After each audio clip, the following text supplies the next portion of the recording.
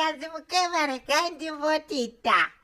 kasonga japreza namadungwe papa jamba ndikati imbai inzwai asungirwa neta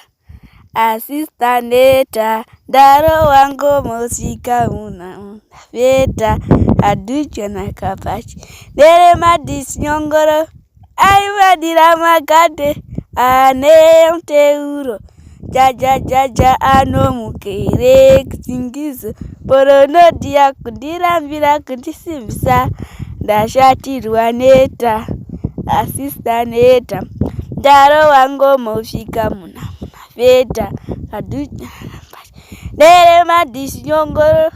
aimadira magade ane mteuro